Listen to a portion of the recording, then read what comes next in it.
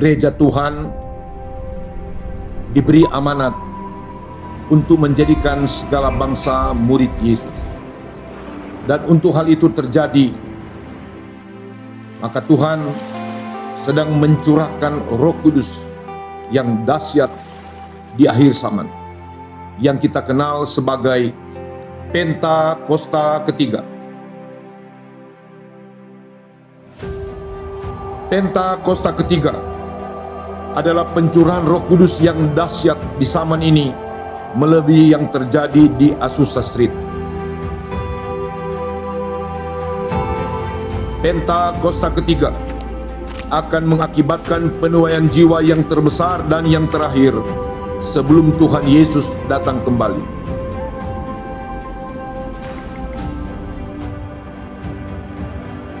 Pentakosta ketiga akan membangkitkan generasi Yeremia, yaitu anak-anak muda yang dipenuhi Roh Kudus, cinta mati-matian kepada Tuhan Yesus, tidak kompromi terhadap dosa, dan akan bergerak untuk memenangkan jiwa.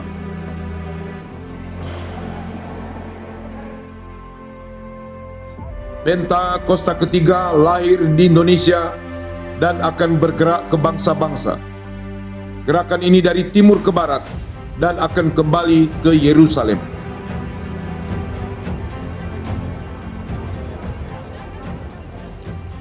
Pentakosta ketiga akan memberikan kuasa untuk menyelesaikan amanat agung, dan setelah itu Tuhan Yesus datang kembali.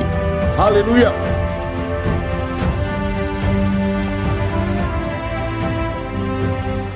Shalom saudara, bagi kita yang sudah cukup lama berada di gereja GBI Gatsu, mungkin sudah paham kenapa kita menekankan sekali tentang penyembahan. Tetapi bagi generasi yang baru, anak-anak muda, mungkin masih bertanya, kenapa sih kita harus menyembah Tuhan? Dalam Voice of Pentecost kali ini, kita akan membahas ada 5 alasan kenapa kita menyembah Tuhan. Alasan pertama yaitu saudara dan saya diciptakan untuk memuliakan Dia. Di dalam ayat Yesaya 43 ayat 6-7 dikatakan bahwa Aku akan berkata kepada utara, berikanlah, dan kepada selatan, janganlah tahan-tahan. Bawalah anak-anakku laki-laki dari jauh dan anak-anakku perempuan dari ujung-ujung bumi. Semua orang yang disebutkan dengan namaku yang kuciptakan untuk kemuliaanku, yang kubentuk dan yang juga kujadikan. Ayat ini mengajarkan bahwa hidup kita seharusnya membawa kemuliaan bagi Tuhan. Ada banyak cara untuk kita menyembah Tuhan. Salah satu cara yang akan kita bahas hari ini adalah dengan menyembah Tuhan lewat suara kita. Bayangkan betapa spesialnya manusia, diciptakan dengan pita suara dan kemampuan artikulasi nada. Bahkan telinga kita bisa membeda-bedakan melodi. Kita diciptakan dengan tangan dan kaki tentu untuk bergerak dan berjalan. Nah, sekarang kita menggunakan semua pemberian Tuhan, baik suara, telinga, tangan, dan kaki untuk memuliakan Tuhan lewat pujian dan penyembahan. Alasan kedua kenapa kita menyembah Tuhan adalah karena Dia telah melakukan perkara yang besar dalam hidup setiap kita. Kita telah ditebus dan menjadi umat kepunyaannya. Mari kita baca di dalam 1 Petrus 2 ayat 9. Tetapi kamulah bangsa yang terpilih, imamat yang rajani, bangsa yang kudus, umat kepunyaan Allah sendiri, supaya kamu memberitakan perbuatan-perbuatan yang besar dari Dia yang telah memanggil kamu keluar dari kegelapan kepada terangnya yang ajaib. Kalau kita baca bahasa Inggrisnya dari terjemahan NIV, dikatakan, that you may declare the praises of Him who called you out of darkness. Wow, kita dipanggil dan dipilih untuk mendeklarasikan puji-pujian tentang Allah yang begitu besar dan luar biasa. Tapi bagaimana kita mendeklarasikan puji-pujian tentang Allah? Yaitu dengan memuji dan menyembah Dia dengan segenap kekuatan kita. Tuhan Yesus menebus saudara dan saya di atas kayu salib supaya kita dipindahkan dari kerajaan gelap kepada terangnya yang ajaib. Keselamatan itu mahal harganya dan kita tidak mampu membayar itu. Tetapi karena kasih karunia dan melalui imanlah kita diselamatkan. Dan respon orang percaya yang sudah diselamatkan seharusnya adalah untuk mengisi hidupnya dengan pujian dan penyembahan kepada Tuhan.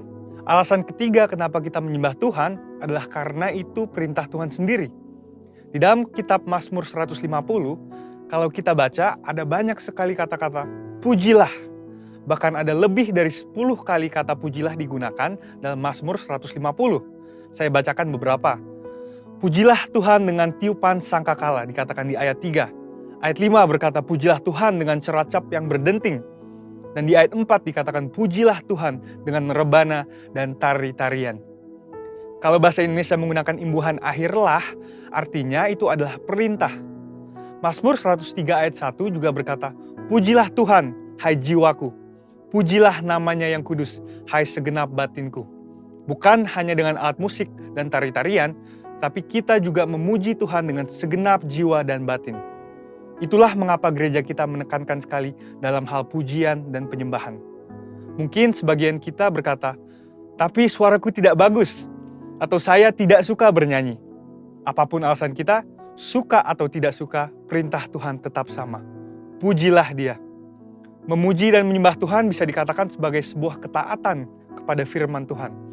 Dan kita tahu ketaatan kepada perintahnya membawa berkat tersendiri. Alasan keempat, mengapa kita menyembah Tuhan adalah karena Dia begitu senang melihat anak-anaknya menyembah dan memuji Dia. Di dalam Mazmur 147 ayat 1 dikatakan, sungguh bermazmur bagi Allah kita itu baik, bahkan indah. Selama ini mungkin kita melihat penyembahan dari sisi manusianya, di mana kita yang membawa persembahan ke mezbah Tuhan, kita yang bekerja dan mengusahakan. Tetapi Tuhan senang melihat penyembahan dari anak-anaknya, sama seperti sepasang orang tua yang menerima kasih dari anaknya. Alasan kelima dan yang terakhir adalah karena di sorga nanti akan ada puji-pujian untuk selama-lamanya. Ayatnya di dalam Wahyu 5 ayat 13 dikatakan, dan aku mendengar semua makhluk yang di sorga, dan yang di bumi, dan yang di bawah bumi, dan yang di laut, dan semua yang ada di dalamnya berkata, bagi Dia yang duduk di atas tahta, dan bagi anak domba adalah puji-pujian, dan hormat, dan kemuliaan, dan kuasa sampai selama-lamanya. Kita menyembah Tuhan karena kita sedang mempersiapkan untuk kekekalan nanti. Kalau di dunia ini kita tidak suka dan tidak mau menyembah Tuhan, bagaimana nanti di sorga? Dengan itu, saya rangkum ada 5 alasan kenapa kita menyembah Tuhan. Yang pertama adalah karena kita diciptakan untuk kemuliaan namanya. Yang kedua adalah karena kita telah ditebus lunas oleh darahnya. Yang ketiga adalah karena Tuhan memberikan perintah untuk memuji Dia. Yang keempat, karena Allah senang mendengar umatnya memuji dan menyembah Dia. Dan yang kelima adalah karena kita akan menyembah Tuhan dalam kekekalan untuk selama-lamanya. Saudara, untuk artikel selengkapnya dari tim teologi kami, silahkan klik link yang ada di atas atau scan QR Code yang tersedia. Tuhan Yesus memberkati.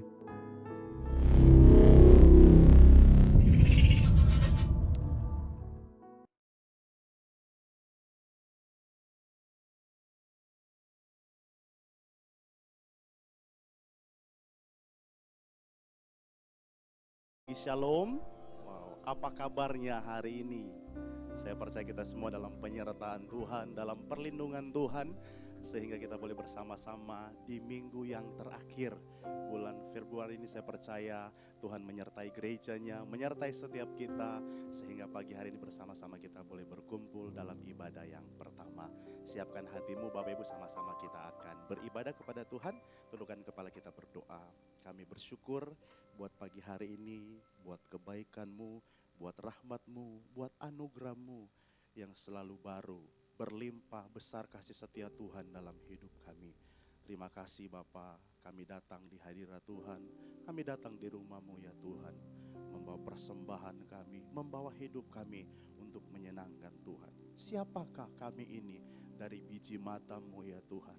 Kami kesayangan-Mu, kami milik-Mu ya Tuhan. Dan pagi hari ini kami bawa hidup kami untuk menyembah Tuhan.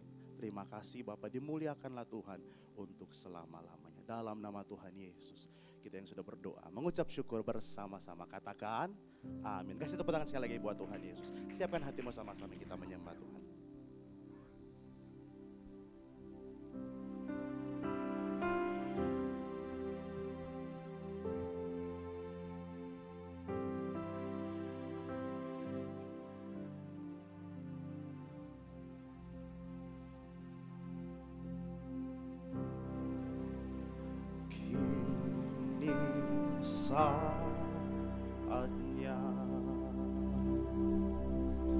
berdiri di altarnya, sebab Allah Maha Kudus hadir di sini.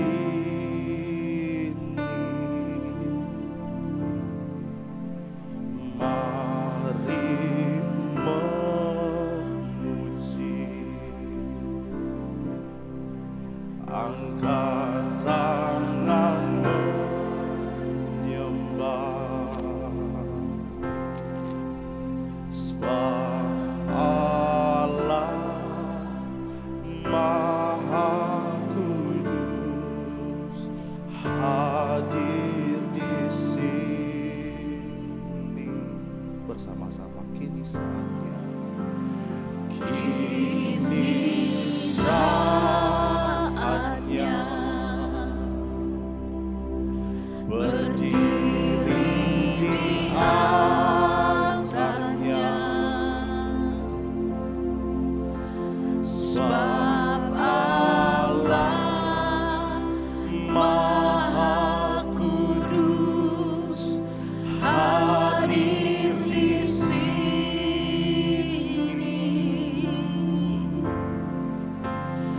Mari memuji, angkat tangan menyembah, sebab Allah Maha Kudus hadir di sini.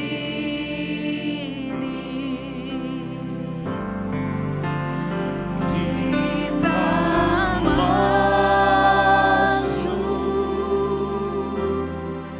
tata suci-Nya,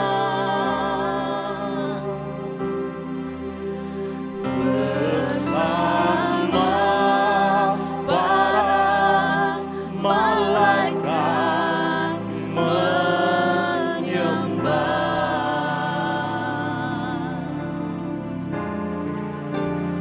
Mari puji Yesusku,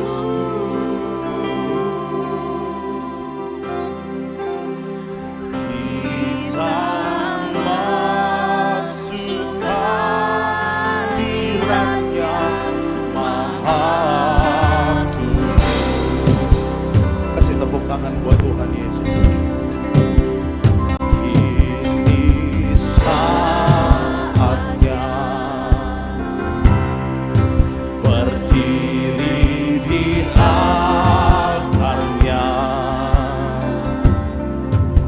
sebab Allah Maha Kudus hadir di sini.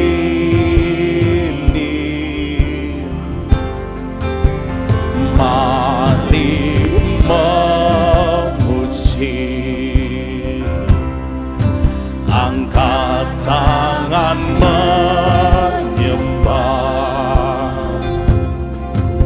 sebab Allah Maha Kudus hadir di sini.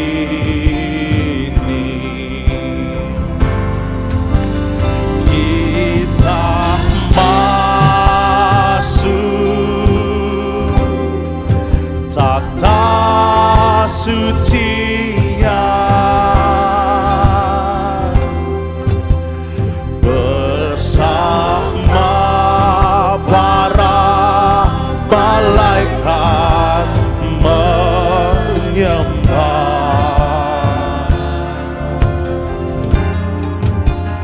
Mari puji Yesus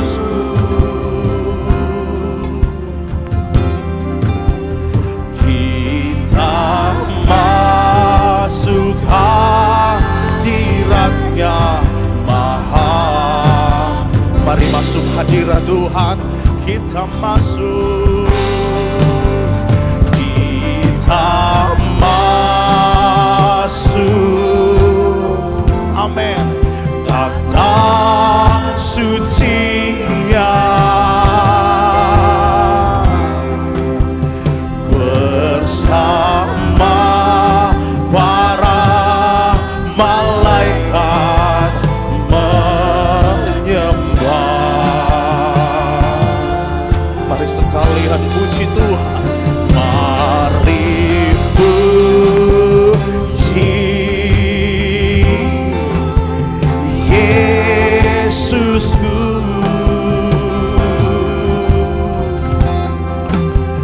Kita masuk hadiratnya Maha Kudus. Mari masuk hadirat Tuhan. Kita masuk tata sucinya bersama para malaikat menyembah. Mari puji, mari puji Yesusku.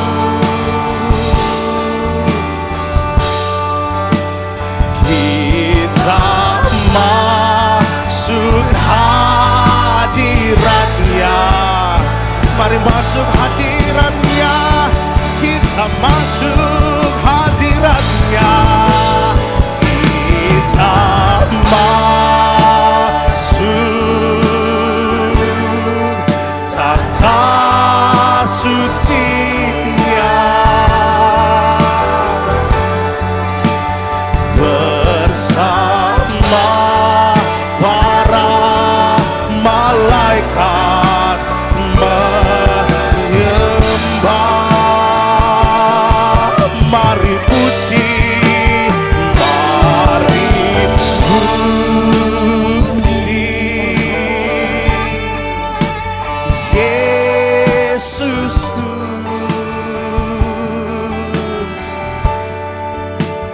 Kita masuk hadiratnya Maha Kudus.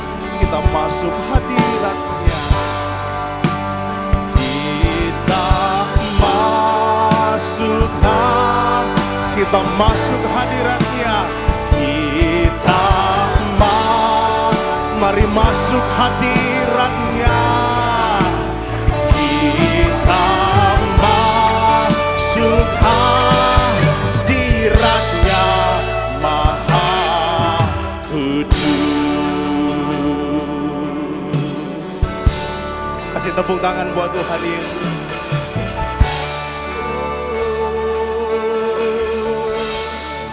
Mari perlahan-lahan naikkan sembahmu sama Tuhan. Mari masuk hadirat Tuhan, bawa sembahmu,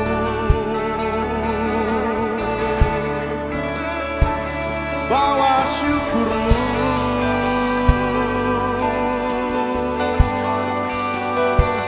bawa persembahanmu,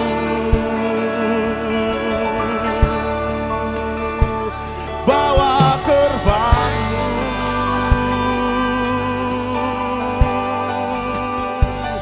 bawa hatimu. Oh, mari sembah, mari puji,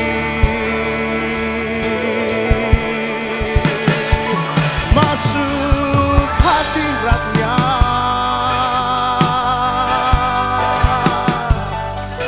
pandang wajahnya. Oh Tuhan,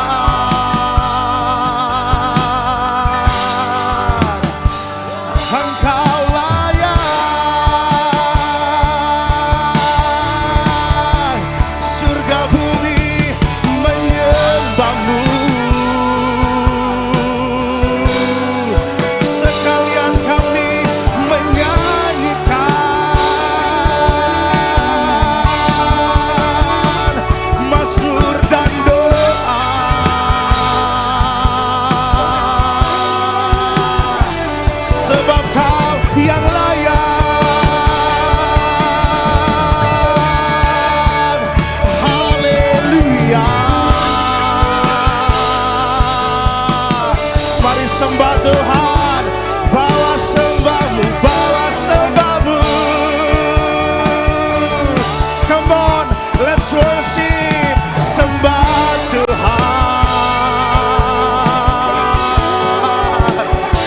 Dia hadir, Dia hadir, Dia hadir,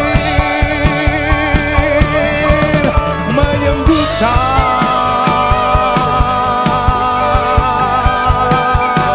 oh, memulihkan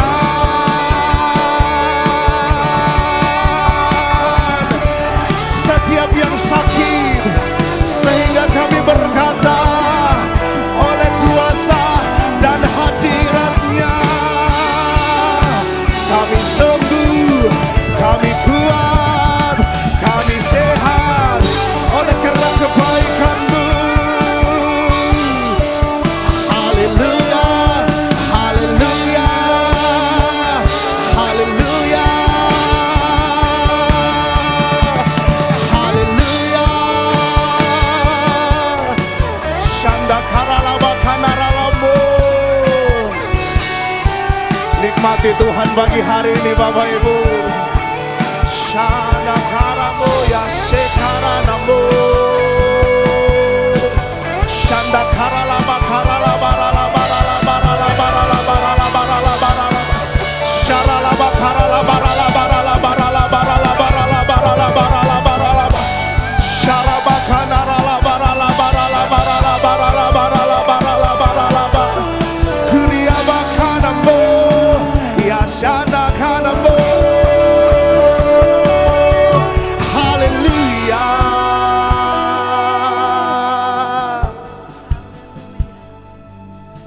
Engkau hadir di sini.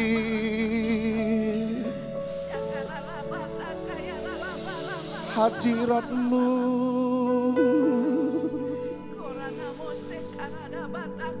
hadirat-Mu. Shanda karalaba ralaba ralaba ralaba ralaba. Sharalaba ralaba ralaba ralaba ralaba. Hosana bagimu ya Tuhan, Hosana bagimu ya Raja, Hosana bagimu ya Yesus.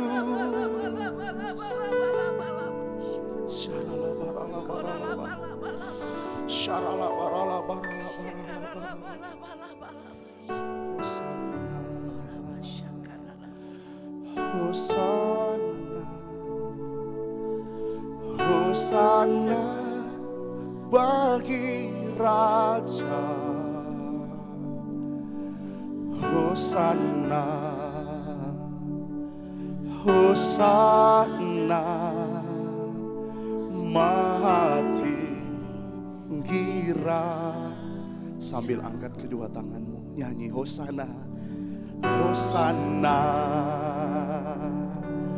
Hosana, Hosana bagi Raja. Eluk-elukan Tuhan. Hosana, amin. Hosana Maha tinggi dengan kekagumanmu. Hosana, Hosana, come on, come on. Haleluya, Hosana bagi Raja, Hosana, Hosana Maha tinggi. Oh, nyanyi Hosana, Hosana, Hosana, Hosana, Hosana bagi kami, nyanyi Hosana, Hosana, haleluya, Hosana,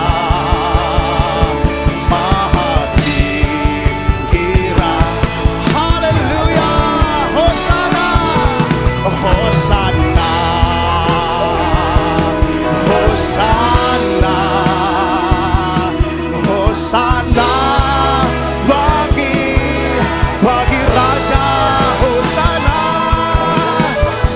haleluya, Hosana, Maha tinggi. Sekali lagi, haleluya, Hosana, Hosana, Hosana bagi Raja yang layak. Hosana, Hosana, Maha tinggi Raja kami. We want more. Nyanyi Hosana, Hosana, Hosana, Hosana, Hosana bagi Raja, Hosana, Hosana, Maha tinggi. Nyanyi Hosana, Hosana, Hosana, Hosana, Hosana, Hosana bagi Raja, Hosana, Hosana, Maha tinggi Raja kami. Sembah Tuhan. Duriala barala barala barala barala barala barala shalala barala barala barala barala barala. Engkau layak terima segala pujian kami. Allah yang layak diagungkan, Allah yang layak disembah, Allah yang layak diceritakan, Allah penyembuh yang membangkitkan, yang membangkitkan. Syakarala barala barala barala barala barala barala. Pujian, hormat, kemuliaan. Shandakanambo ya sharanambo. Haleluya. Shakarala barala barala barala barala barala barala barala barala barala. Kasih tepuk tangan yang dahsyat buat Allah kita. Sorakan haleluya, sorakan Yesus dahsyat.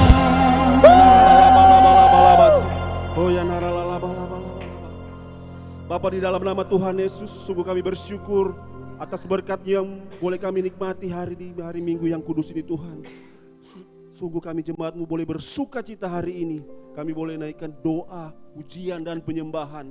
Di dalamnya kami akan sebentar mendengar kebenaran firman-Mu Tuhan. Kami akan dikuatkan oleh kebenaran firman-Mu. Terima kasih Bapa di surga. Terima kasih Tuhan Yesus. Terima kasih Roh Kudus. Kami mau mengangkat tangan untuk bangsa dan negara kami. Damailah Indonesia. Diberkatilah bangsa Indonesia dari Sabang sampai Merauke. Dari Pulau Miangas sampai Pulau Rote. Kemuliaan Tuhan turun atas bangsa kami Tuhan. Diberkatilah Tuhan Yesus. Yo, dalam nama Tuhan Yesus berkati pemimpin kami yang ada, Presiden, Wakil Presiden Tuhan, Bapak Prabowo Subianto dan Raka Buming Raka Tuhan. Terima kasih Tuhan, biarlah mereka boleh menjaga, memimpin bangsa kami Tuhan dengan penuh segala kebaikan Tuhan. Penyertaan Tuhan sempurna untuk para pemimpin kami Tuhan. Berkati Tuhan Yesus, para kabinet menteri yang ada juga Tuhan. Berkati TNI, Polri juga Tuhan. Biarlah mereka ada unity, ada kesatuan hati Tuhan. Menjaga stabilitas negara kami, menjaga keamanan kami Tuhan Yesus. Berkati Tuhan. Dalam nama Tuhan Yesus. Kami mau berdoa buat para pemimpin rohani kami Tuhan. Berkati Tuhan Bapak Pendeta Dr. Insinyur Niko Nyotora Harjo Tuhan. Gembala jemaat induk berkapasitas luas. Gembala pembina kami Tuhan. Kau berkati dia Tuhan, Engkau jamah, Kau rapi, curahkan kasih-Mu Tuhan, curahkan berkat-Mu Tuhan untuk Pak Niko Tuhan. Berikan dia kekuatan, kemampuan, kesehatan yang terbaik daripada-Mu Tuhan. Biar dia boleh menggembalakan kami umat-Mu Tuhan dengan penuh segala kebaikan Tuhan. Berkati dia Tuhan Yesus, berkati istri, anak-anak menantu, cucu Tuhan. Pagar perlindungan Tuhan sempurna untuk keluarga hamba-Mu ini Tuhan. Terima kasih Tuhan, berkati juga para wakil gembala yang ada Tuhan. Berkati Tuhan bersama dengan keluarga mereka masing-masing Tuhan. Mereka juga ada unity, kesatuan hati, ada sinergitas yang baik Tuhan untuk menopang pelayanan Pak Niko dengan baik Tuhan. Terima kasih Bapa di surga. Terima kasih Tuhan Yesus. Terima kasih Roh Kudus. Kami berdoa buat gembala sidang kami Tuhan. Pak Pendeta Dr. Johannes Raja Guguk bersama dengan Ibu Olga Tuhan. Engkau yang menempatkan mereka di sini Tuhan. Begitu banyak beban tanggung jawab yang Kau berikan pada beliau Tuhan Yesus. Kami yakin dan percaya Engkau Allah Immanuel, Allah yang menyertai Pak Jo dan Ibu Olga dimanapun mereka berada. Pagar perlindungan Tuhan sempurna untuk hamba-Mu ini Tuhan. Biarlah dalam pelayanan Tuhan banyak jiwa yang dimenangkan, banyak jiwa yang datang kepadamu Tuhan Yesus. Terima kasih Tuhan, terima kasih.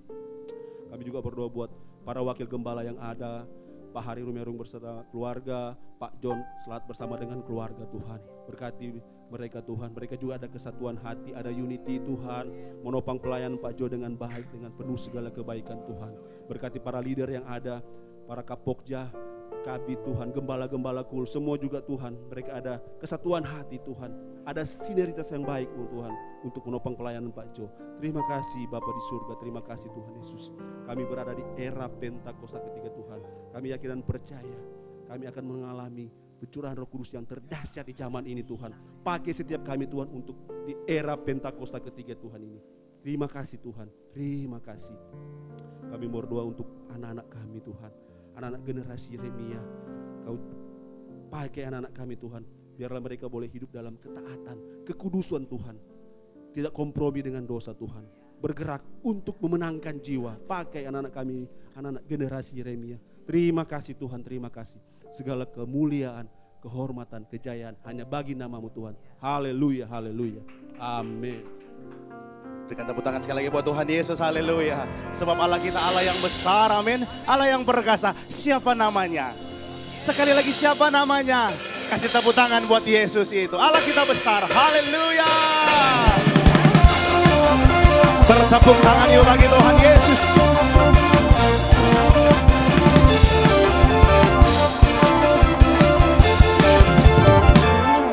Allah kita besar, Dia sungguh amat besar.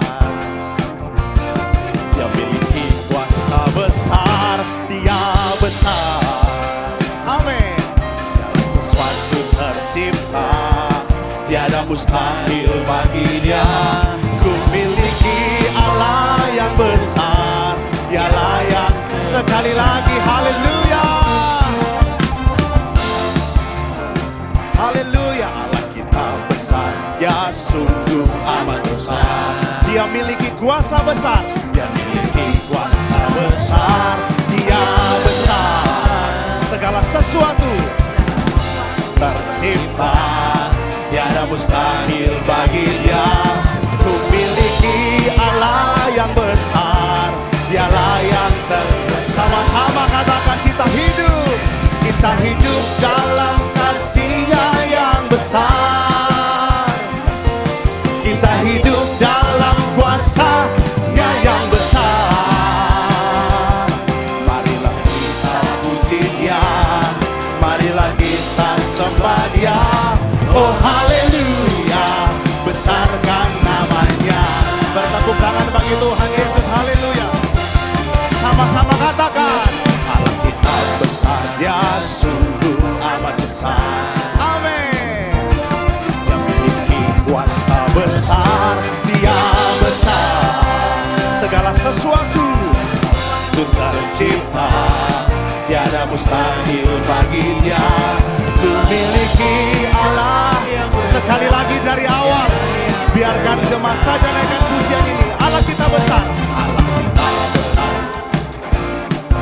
Jemaat naikkan pujianmu bagi Tuhan, haleluya. Dia besar, haleluya. Tiada mustahil bagi Tuhan, tiada mustahil bagi orang percaya. Dialah yang terbesar. Dua tangan sama-sama kita hidup dalam kasih-Nya yang besar. Kita hidup dalam kuasa-Nya yang besar. Mari puji Dia, marilah kita sembah Dia. Oh haleluya, besar. Dua tangan sama-sama, kita hidup dalam kasih-Nya yang besar. Haleluya, sebab Dia besar, Dia yang besar. Marilah kita puji Dia, marilah kita sembah Dia. Oh haleluya, sekali lagi Bapak Ibu, kita hidup sama-sama, kita hidup dalam kasih-Nya yang besar, kita hidup dalam kuasa-Nya yang besar. Marilah kita puji Dia, marilah kita sembah Dia. Oh haleluya, besarkan namanya. Oh haleluya, oh haleluya, besarkan namanya.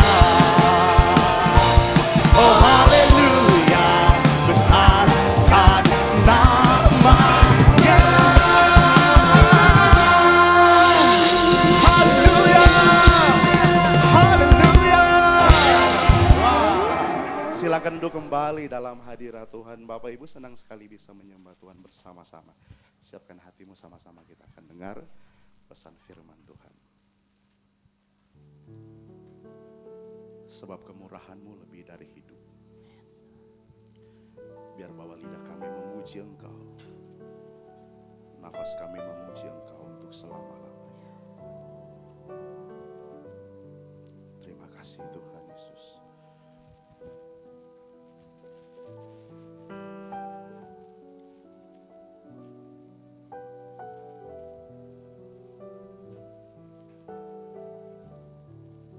Haleluya.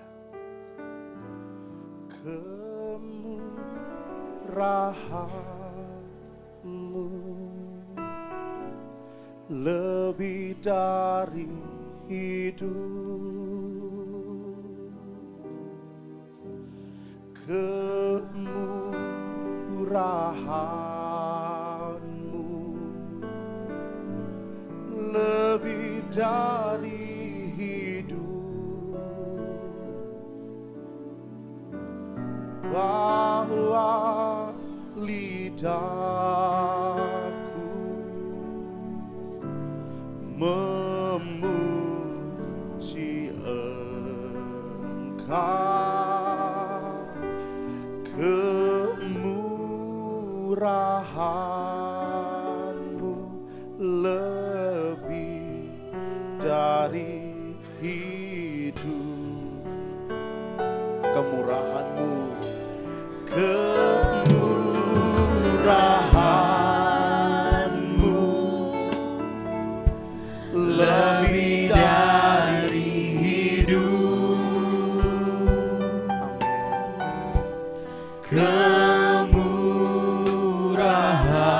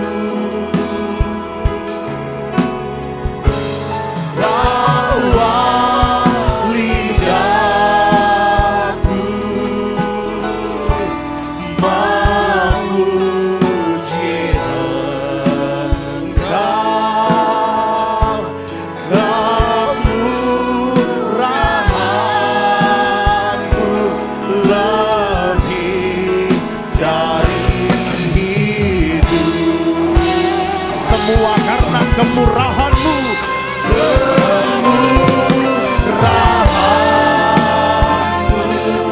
lebih dari hidup. Kami ada sampai hari ini semua karena kemurahan-Mu. Lebih dari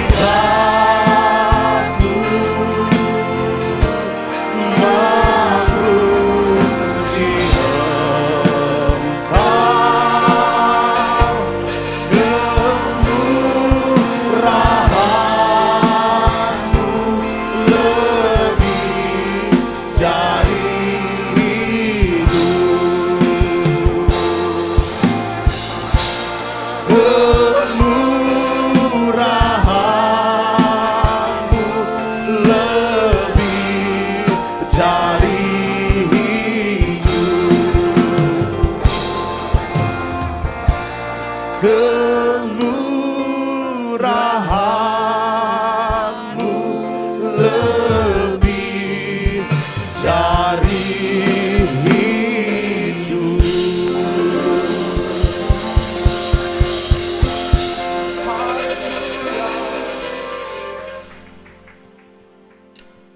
Di dalam segala penghormatan kami terhadap Engkau ya Tuhan, kami bersyukur karena segala kemurahan-Mu kami boleh ada sebagaimana kami ada Tuhan. Ya Tuhan, saatnya kami mendengarkan sabda-Mu. Biarlah hamba-Mu ini Tuhan Kau layakkan untuk boleh menjadi alat pewarta, sehingga apa yang disampaikan merupakan suara Tuhan yang akan mengkoreksi kehidupan kami, keimanan kami, demi kebaikan kami Tuhan, demi keselamatan yang Tuhan telah sediakan. Demi nama Yesus Tuhan, kami menyambut firman Tuhan ini. Bersama kita katakan, amin. Shalom, silakan duduk Bapak Ibu jemaat yang dikasihi Tuhan. Apa kabar? Luar biasa. Baik, mungkin semua sebagian sudah kenal saya, tapi mungkin juga ada yang belum. Izinkan saya kalau ada pepatah lama, tak kenal maka tak sayang gitu kan. Saya adalah Valentino Wariki, sekali lagi saya di Manado sebenarnya dalam kepentingan studi. Oleh karena itu saya berada di sini karena ada pertemuan dengan Pastor Joe. Kebetulan kita di dalam lingkungan yang sama di STT Bethel Petamburan. Kalau Bapak Ibu pernah dengar dulu waktu berita awal-awal COVID, buat heboh itu yang mahasiswa dibawa berapa bus ke Wisma Atlet. Nah itu tempat kami. Jadi pertama kali epicentrum COVID di tempat kami yang bikin heboh nasional gitu ya. Lalu kemudian saya sendiri sudah berkeluarga. Tahun lalu saya bersama istri dan anak, tapi kemudian karena saya harus lanjutkan studi di tempat lain, jadi saya harus meninggalkan Manado dan Jakarta selama 1 semester, baru bisa kembali lagi di sini, tapi saya tidak bawa mereka kali ini. Kebetulan nama istri saya Anggrini Wongkar, orang Manado juga, kampungnya di Tondano, tapi keluarganya semua di Pandu. Jadi saya sendiri orang Manado, tapi Manado KW, Bapak Ibu jemaat kasih Tuhan. Kenapa? Karena baru 3 bulan dibawa ke Jakarta oleh orang tua, merantau toh. Nah begitu kira-kira. Anak saya namanya Asyira Eliora Wariki. Saya sudah siapkan nama dia dari bulan Oktober, dia lahir di bulan Mei. Jadi demikian detailnya sampai saya harus pikirkan anak ini namanya apa. Ketika saya mau beri nama, saya sudah pilih itu. Dari nama-nama bagus di dunia, dari yang dari suku Skandinavia, yang di Norwegia, sampai yang bahasa Yunani, bahasa Ibrani saya cari. Dapat itu Bapak Ibu, berapa nama, masih kebanyakan. Gak mungkin satu KTP nanti dia namanya sampai 20 nama kan. Sortir lagi. Sortirnya gimana? Cari maknanya. Oh ternyata ada, nama ini maknanya ini, nama ini maknanya ini.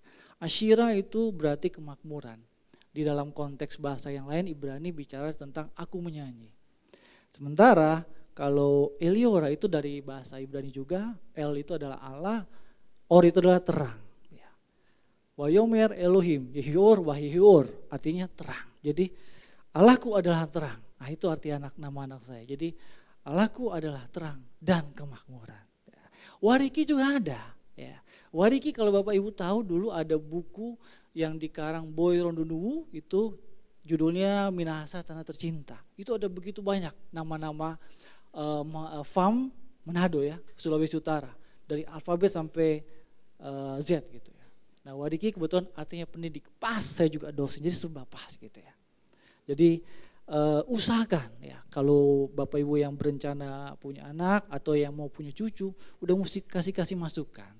Jangan sampai ada masalah seperti ini. Saya pernah pengalaman waktu saya di Kalimantan.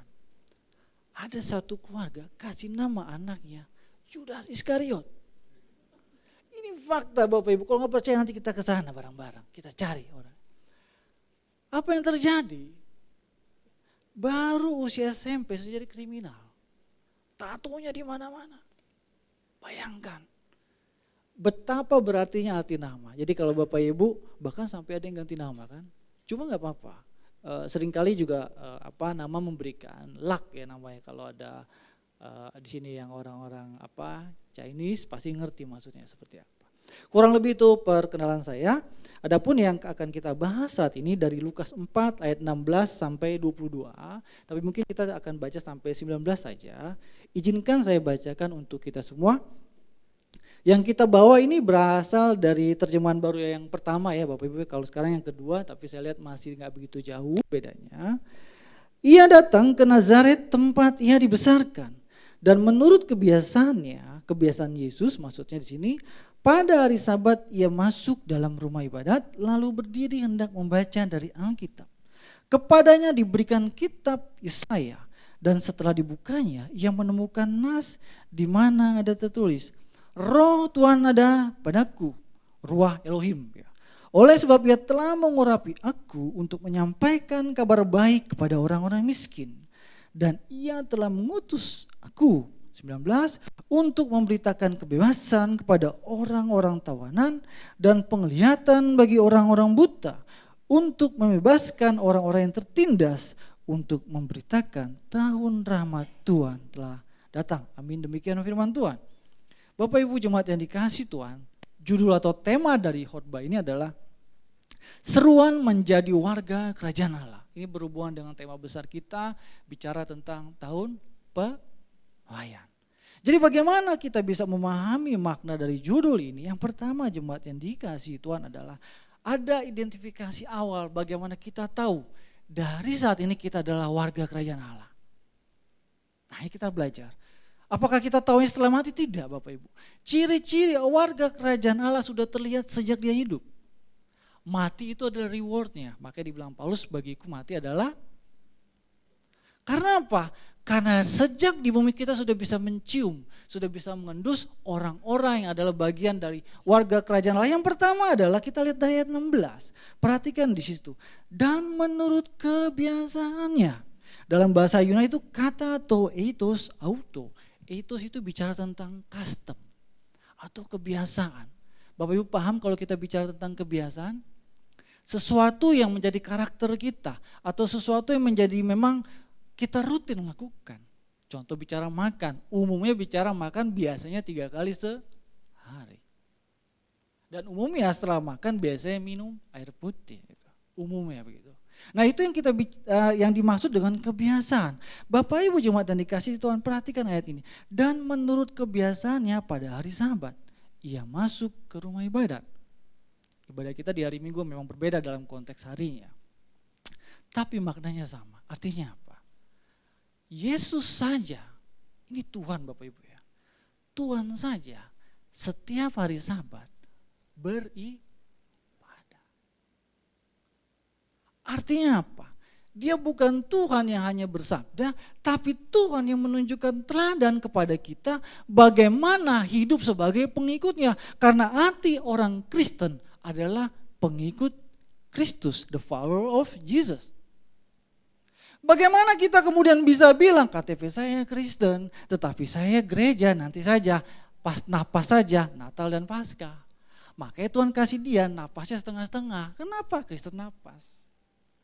Bapak Ibu, Tuhan telah memberikan suatu teladan yang baik. Orang-orang yang akan masuk kerajaan minimal dia adalah setiap Sabat atau di kita Minggu rajin ke gereja.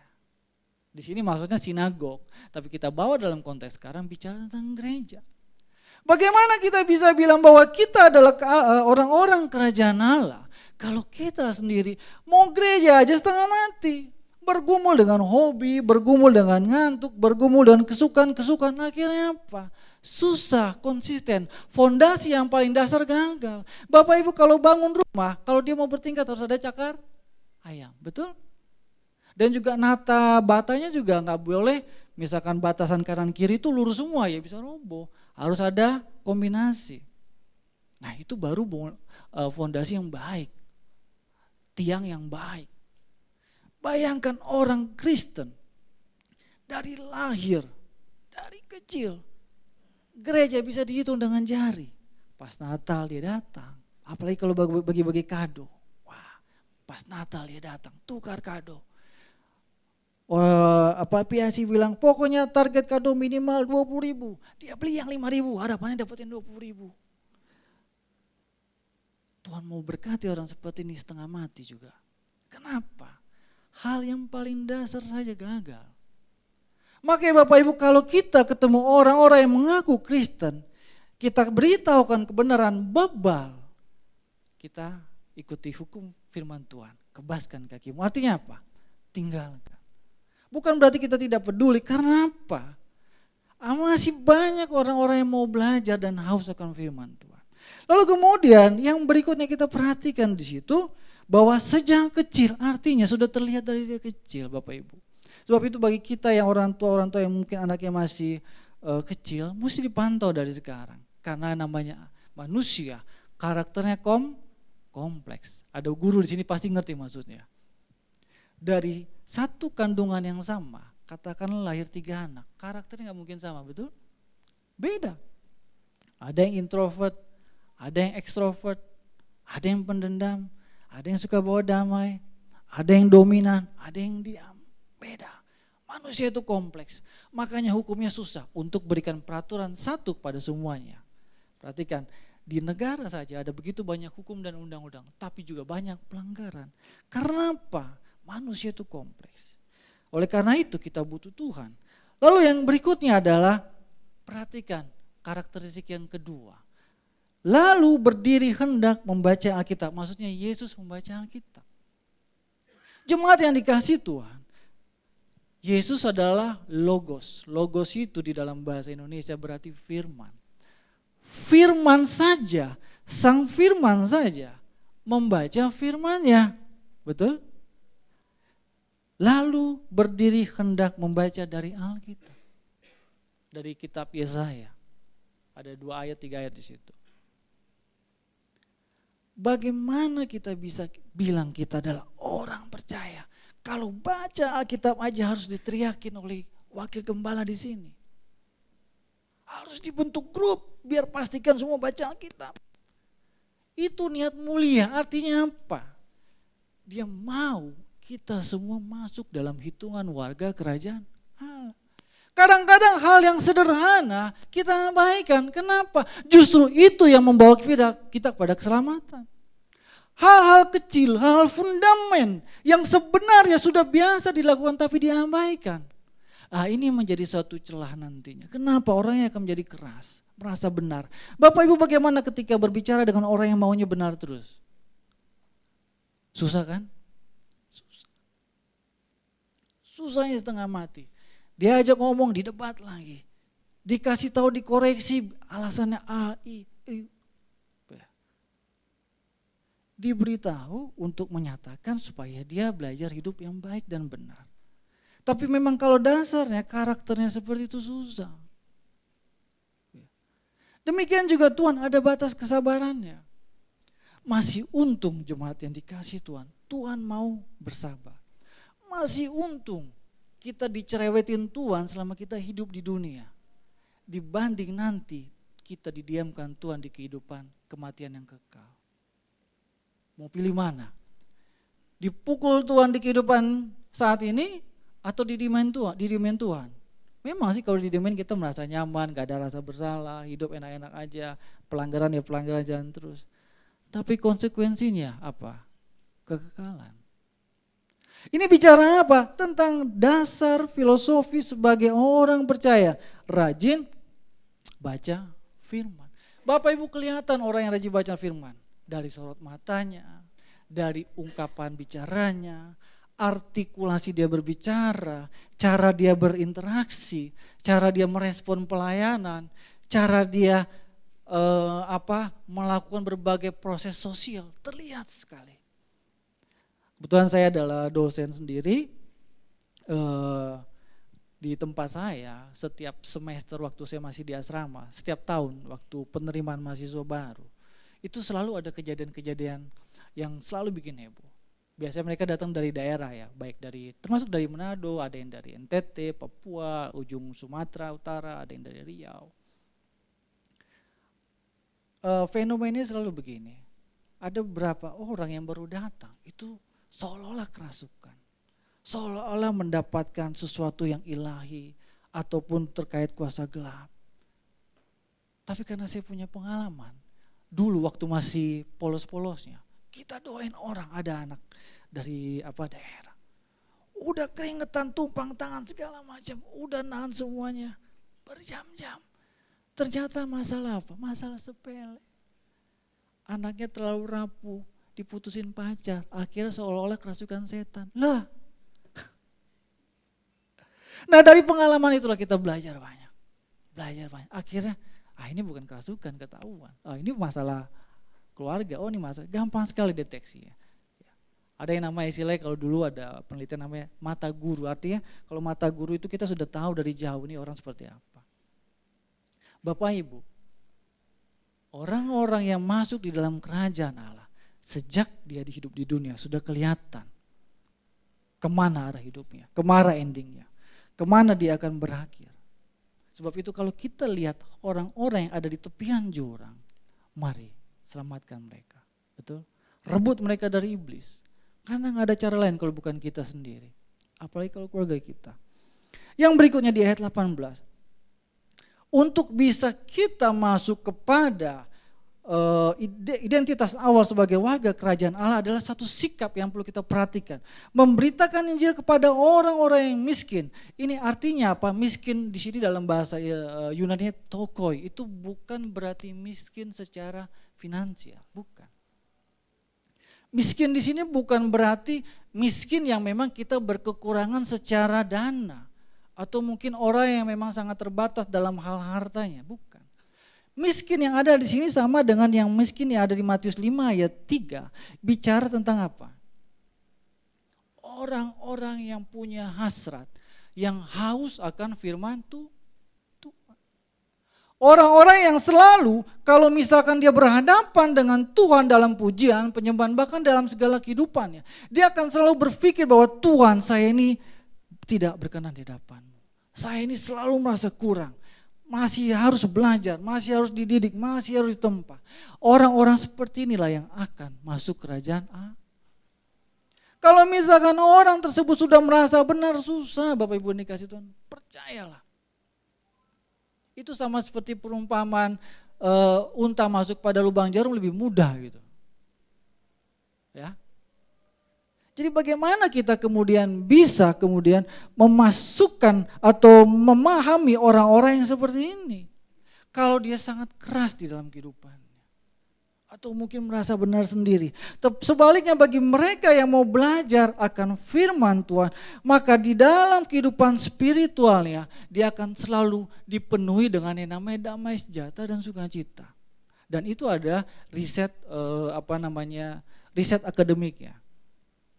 Orang-orang yang dipenuhi dengan kehidupan spiritual yang baik ya, di dalam tubuh kita Bapak Ibu ada yang namanya hormon ya. Jadi tubuh kita itu kan terbentuk dalam struktur tulang, lalu juga ada otot ya untuk menopang ya, juga ada organ untuk mengaktifasi berbagai kehidupan kita, juga kita diberikan indera, tapi juga ada yang namanya hormon. Nah hormon itu semacam senyawa kimia dalam tubuh kita yang bisa mengatur metabolisme tubuh, mengatur reaksi tubuh kita, stres kita dan seterusnya. Nah di dalam ilmu ini masuk ke dalam fisika atau biologi saya lupa persisnya, tapi di dalam keilmuan itu setidaknya ada jenis 4 hormon yang bisa memberikan kita kebahagiaan. Yang pertama itu adalah dopamin. Dopamin itu contohnya misalkan kalau kita suka makanan-makanan tertentu, maka hormon yang aktif itu adalah hormon kebahagiaan, dopamin. Itu berasal dari dopamin nantinya. Lalu kalau misalkan kita suka misalkan olahraga, Bapak Ibu sini ada yang suka olahraga ya. Saya pernah ketemu tuh Pak Hari dan Ibu tuh jalan kaki tuh ya. Berapa kali dulu ya waktu saya antar anak saya sekolah. Nah, hormon yang itu yang aktif adalah hormon serotonin. Dan itu dari tubuh kita. Bukan kita buat-buat, tidak ya. Lalu kemudian ada lagi 3, endorfin. Nah, endorfin ini biasanya orang-orang yang suka tertawa. Perhatikan tuh. Orang-orang tertawa, bahkan juga orang-orang yang suka main musik itu ketika dia merasakan senang feel-nya main musik itu munculnya hormon endorfin. Dan yang terakhir adalah oksitosin. Nah, oksitosin ini salah satunya adalah ketika spiritual kita dengan Tuhan itu benar. Demikian juga ketika social bondingnya dengan sekitar itu baik. Maka hormon yang aktif adalah oksitosin, menghasilkan kebahagiaan. Sebab itu Bapak Ibu perhatikan, orang-orang sekitar Bapak Ibu jemaat yang dikasihi Tuhan. Jangan di sini, di rumah saja. Nanti sini tersinggung loh. Artinya perhatikan mereka. Kalau wajahnya murung, dari ayam berkokok sampai ayam dipotong, itu pasti perlu dipertanyakan. Kebahagiaannya, tingkat indikator kebahagiaannya. Bapak Ibu di Manado ini sebenarnya termasuk kota yang berbahagia. Saya pernah lihat ada surveinya, betul ya. 10 kota bahagia itu Manado. Bapak Ibu bayangkan kalau hidup di Jakarta ya. Jakarta itu Bapak Ibu, selfie sedikit, jam 9 malam di daerah tertentu hilang handphone. Masih mending di Manado, masih ada tim boosternya di sini saya lihat. Terakhir saya baca berita itu di daerah Bitung ada yang tawuran, itu apa tim apa tuh tim booster yang di Bitung itu. Tarsius ya. Wah itu sampai negara Malaysia pada tahu itu, heboh itu Tarsius itu. Langsung ditangkap. Tawuran-tawuran bawa panah. Anak-anak masih kecil Bapak Ibu. Masih 12 tahun, 13 tahun. Anak tanggung. Begitu ditangkap nangis-nangis semua. Tapi kalau misalkan di lapangan, wah gagah rame gitu kan. Ayo panas segala macam. Nah itu belum nyambung hidupnya, jadi wajar. Nah perhatikan. Orang-orang seperti Bapak Ibu, mereka yang punya social bonding dan punya kehidupan spiritual, maka dia akan dipenuhi dengan hormon oksitosin. Jadi kalau Bapak Ibu kehidupan spiritual yang baik, itu baik untuk kondisi tubuh kita. Karena hormon ini akan memberikan suatu feedback yang baik buat tubuh kita. Tapi sebaliknya, kalau Bapak Ibu stres, semuanya dipikirin, ya kan? Nah itu hormon lain yang berbeda yang muncul nanti. Ada beberapa lagi nama-namanya dan pastinya itu yang nanti menjadi pemicu banyak penyakit. Jadi kadang-kadang penyakit itu dimunculkan bukan dari makan minum saja, tapi apa yang kita pikirkan, nah itu yang keluar. Nah, sebab itu Bapak Ibu mari kita tata kehidupan kita. Agar apa? Supaya kita bisa memahami orang yang bahagia, orang yang damai itu mudah dituntun, betul? Mudah dituntun, mudah dididik. Tuhan mampu mendidik orang-orang seperti ini. Tapi kalau orangnya carut marut, banyak pikiran, semuanya pokoknya dipikirin. Nah itu yang bikin susah hidup, itu yang susah dibentuk Tuhan. Kenapa? Karena dia berusaha menyelesaikan semua masalah dalam satu waktu, tidak bisa. Kadang kita harus siap dan rela untuk kita mungkin namanya sedikit tercoreng misalkan. Diomongnya sih, tidak apa-apa, doain ampuni saja gitu. Kadang-kadang kita mungkin reputasi sedikit jelek karena orang lain. Biarkan. Tuhan gak tutup mata untuk perkara seperti itu. Justru kadang-kadang kita menyiksa diri, betul? Siksa diri kita karena itu bisa kita handle sebenarnya. Itu bisa kita respon dengan positif. Tapi karena kita respon dengan negatif, yang terjadi adalah tanpa kita sadari secara spiritual kita terganggu, secara kesehatan kita terganggu. Kita kena dua-duanya. Betul? Kita lagi tidur, pikirin orang itu. Orang yang kita pikirin yang berbuatnya tidurnya nyenyak. Tidur jam 9, bangun jam 4 pagi. Kita karena mikirin orang itu gara-gara satu kata aja kita tersinggung. Mau tidur dari jam 9, jam 4 pagi baru tidur dia sudah bangun. Akhirnya sakit. Begitu tanya kenapa sakit? Tidurnya lat. Jam berapa? Jam 4. Kenapa tidur? Mikirin orang. Kitanya berdosa sendiri, kesehatan kita terganggu. Bapak Ibu jemaat yang dikasih Tuhan, perhatikan juga tubuh kita. Kalau kita adalah orang-orang percaya, warga kerajaan Allah, maka harusnya spiritual kita sehat. Kita dipenuhi dengan karakter-karakter yang positif. Feedback kita selalu positif. Kita tidak mudah terganggu dengan hal-hal yang bisa merusak kerohanian kita. Ada amin? Itu yang berikutnya. Lalu kemudian kita belajar lagi di ayat 18. Mengapa pada akhirnya orang-orang seperti ini bisa memiliki kerajaan Allah? Maksudnya apa? Bapak Ibu begini. Kehidupan ini adalah sekolah kita, betul? Kehidupan ini sekolah kita. Dari kita lahir sampai sekarang kita masih hidup. Kita berhenti sekolah ketika kita sudah menyelesaikan nafas kita yang terakhir. Artinya apa? Selama proses kehidupan ini berarti selama itu juga Tuhan punya otoritas. Pertama, otoritas Tuhan adalah otoritas melindungi dan memelihara kita. Ada amin? Tapi juga yang kedua jangan lupa, Tuhan punya otoritas untuk menguji kita. Kita gak bisa Bapak Ibu doa tengking segala macam untuk lepaskan ujian-ujian hidup. Tidak bisa kalau itu hadir dari Tuhan. Karena seringkali itu untuk menguji benar gak kita bisa layak sebagai warga kerajaan Allah. Banyak kita selalu berdoa agar masalahnya selesai. Tapi kita lupa untuk cari tahu Tuhan ini maksudnya apa. Tuhan maunya Tuhan apa. Ini tujuannya kemana gitu. Seringkali kita tidak memahami bahwa ujian-ujian hidup yang kita terima seringkali itu untuk kebaikan kita sendiri. Untuk mengikis segala hal yang buruk. Beda kalau kita buat masalah. Contohnya apa? Contohnya kredit contohnya. Udah tahu penghasilan UMR. Kredit motor sebulan 1 juta. Gimana mau hidup? Anak 3, gimana mau bagi sama? Ini namanya bukan ujian, ini namanya masalah yang kita buat. Tapi ujian dari Tuhan seringkali misterius datangnya Bapak Ibu. Kitanya udah merasa baik-baik. Coba perhatikan Bapak Ibu pernah mengalami seperti ini gak? Kita sudah baik-baik, tapi tiba-tiba ada sesuatu yang kita tidak tahu, kok jadi sangkut paut sama kita. Nah itu yang namanya salah satu yang kita harus cari tahu. Apakah ujian dari Tuhan? Kalau itu adalah ujian dari Tuhan maka kita harus bersabar. Tunggu waktunya. Lewati. Selesaikan dengan gentle sebagai orang percaya. Jangan cari jalan pintas. Orang-orang yang selalu cari jalan pintas selalu tidak akan pernah tumbuh dewasa. Perhatikan. Orang-orang yang tidak siap dipanggil Tuhan. Bapak Ibu makanya kalau di sekolah Alkitab ya. Yang masuk contohnya 100. Yang lulus kadang-kadang cuma 50. Setengahnya. 40. Karena gak bisa melewati kehidupan. Padahal dari dia kampung, dari doain. Doa pertama dari keluarganya, dari papanya, mamanya doain. Wah nangis-nangis ya. Doa mau ke sekolah kita. Lalu kedua dibawa lagi kepada gerejanya. Didoain satu gereja semua. Bahkan dibuat pengumuman nanti dia mau ke Jakarta tanggal sekian. Mau sekolah lagi, doakan. 3 bulan udah balik lagi. Udah ada yang kasih dana, udah ada yang bawain ini, bawain itu. Balik lagi gak sanggup. Artinya apa? Tuhan tahu orang-orang yang tulus untuk menjadi bagian dari pelayan Tuhan. Yang memberikan dirinya khusus sebab itu kalau kita mengerti panggilan Tuhan, cari dengan benar gitu, jangan dipaksakan.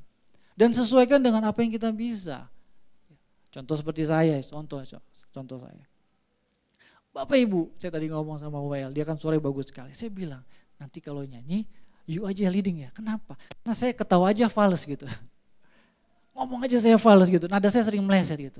Jadi karena dia lebih bagus, tolong nanti leading gitu ya.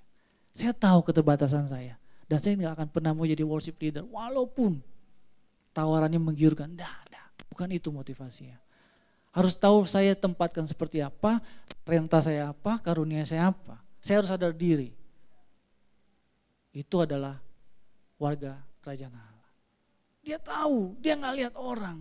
Dia gak cari kemuliaan yang seperti itu. Tapi kalau dia punya talenta dimaksimalkan dan cara yang tepat, Tuhan angkat dia.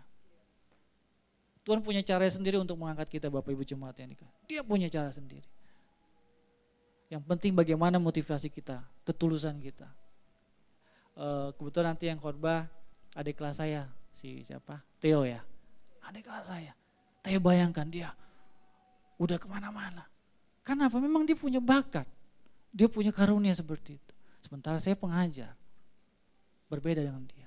Apakah saya harus iri? Tidak perlu. Karena memang itu yang Tuhan pakai buat dia. Kita harus terima Bapak Ibu kalau ada orang yang lebih dalam tanda kutip dalam posisi seperti itu. Kenapa? Karena semuanya sama di depan Tuhan. Cuma fungsinya beda seperti sebagaimana di Korintus. Tangan sebagai tangan, kaki sebagai kaki, mata sebagai mata. Jangan tangan ambil fungsi kaki. Kaki ambil fungsi mulut.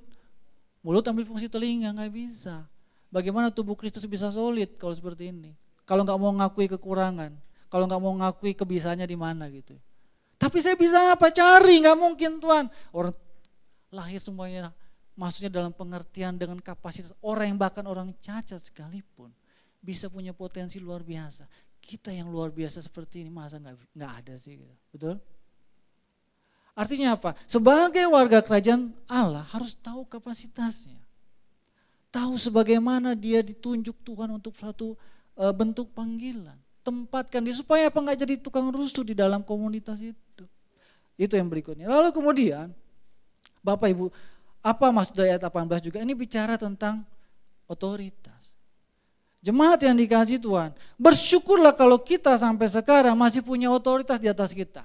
Entah itu mungkin gembala kita, entah itu kalau di kantor ada bos kita, entah itu mungkin orang tua kita yang bisa memberikan direksi, arahan, teguran, nasihat.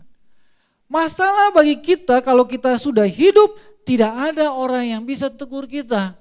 Itu masalah paling besar kita. Kenapa? Karena kita nggak bisa lagi diarahkan. Apalagi Tuhan. Masih ingat waktu kisah Abraham dan Lazarus ya, dengan orang kaya itu? Apa kata orang kaya itu pada Abraham?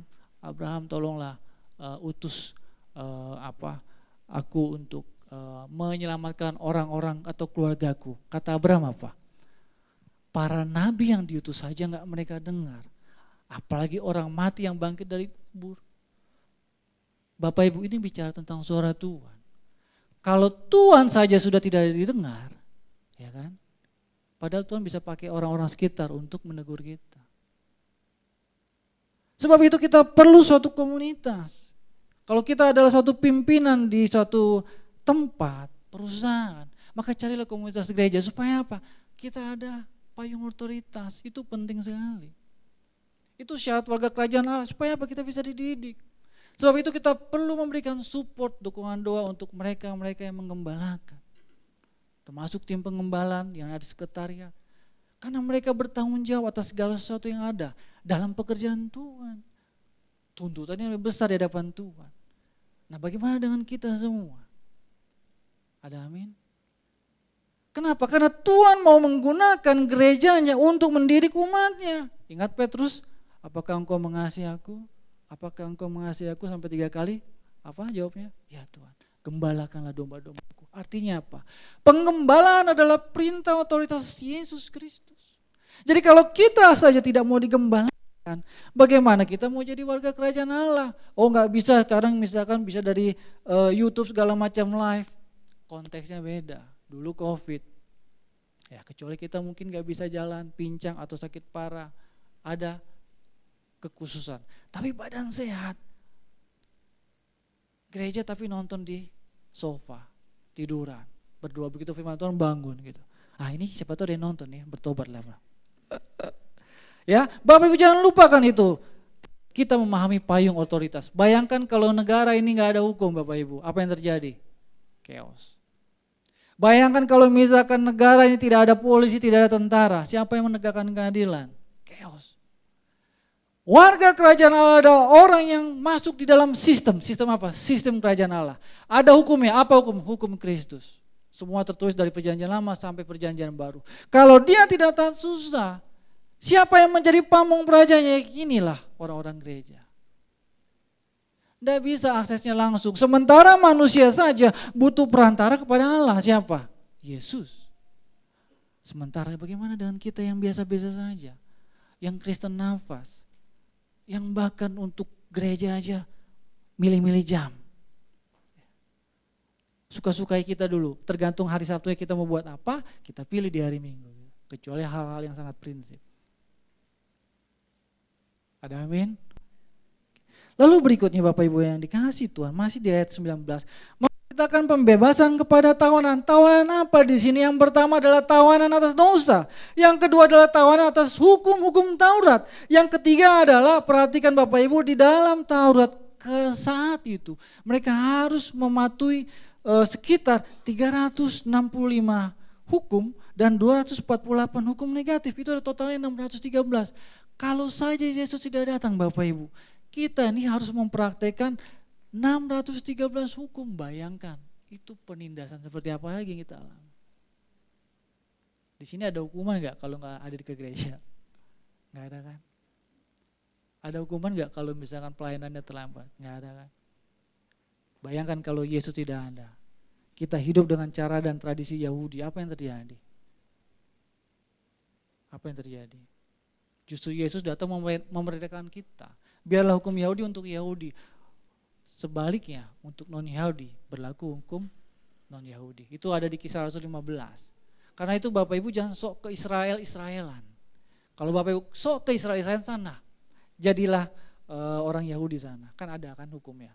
Jangan di sini gitu ya. Salah, ini konteksnya Indonesia, konteksnya Manado gitu. Beda nafas, beda dimensi. Jadilah seperti dirimu sendiri. Di mana kamu berada, junjunglah langit gitu. Di mana bumi dipijak. Itu maksud Kristus. Jadi jangan sedikit-dikit Israel, dikit-dikit Yahudi. Itu peristiwa-peristiwa politik dan segala macam, kita juga jangan terlalu jauh bahasnya. Lihat diri sendiri ya. Jadi yang pertama adalah tawanan atas dosa. Bapak Ibu, orang-orang yang sudah tertawan atas dosa, dari mana ciri? Pertama adalah pikirannya. Selalu niatnya buruk dan jahat. Tidak ada niatan untuk baik. Kalau ada orang berantem, posisinya pasti dia dua. Kalau dia nggak konfrontir, ya. Atau yang kedua manas-manasin dari jauh. Gitu. Tukang kompor. Gitu. Susah begini.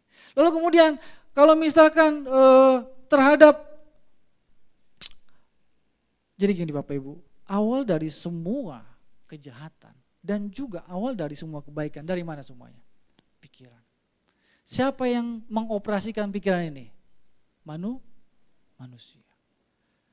Final dari eksekusi kehidupan kita, apapun yang kita lakukan, yang kita perbuat, yang kita perkatakan, harusnya ada proses berpikir dulu. Sebab itu Bapak Ibu, biasakan mikir dulu baru ngomong. Jangan ngomong dulu baru mikir. Kenapa? Karena kadang-kadang kalau kita biasakan begitu, itu fatal buat nama baik sendiri. Ya, kita harus perbaiki sebagai orang percaya. Pikiran itu dikendalikan. Contohnya apa? Ketika kita mau bicara sesuatu, termasuk di dalam hal bertindak. Ya. Kalau misalkan ada sesuatu yang gawat, mikir dulu ada apa yang perlu dilakukan. Sebab itu warga kerajaan Allah, salah satu dan berikut cirinya adalah dia adalah orang yang suka berpikir, merenung. Kesukaannya Taurat siang dan malam. Kebiasaan seperti ini pada akhirnya membuat orang-orang kerajaan Allah itu kritis hidupnya. Tidak mudah goyah, tidak mudah percaya, tidak mudah terima berbagai ajaran. Dia akan analisis, dia akan pelajari, dia cari tahu. Dia resapi mana yang memang firm sama dirinya sendiri berdasarkan pemahaman firman Tuhan. Jadi enggak goyang gitu. Tidak goyah. Nah, inilah ciri orang-orang yang nanti masuk sebagai warga kerajaan Allah. Lalu berikutnya Bapak Ibu jemaat yang dikasihi Tuhan. Kenapa kita bicara tentang mengapa Tuhan seakan-akan itu ingin manusia itu diselamatkan? Sebenarnya sederhana, itu bicara tentang natur kasihnya. Nah, tetapi ketika Tuhan tahu manusia bersepakat untuk melawan dia, kita pelajari ada 3 intervensi di situ. Di slide berikutnya 3 intervensi Allah. Ya. Pertama air bah.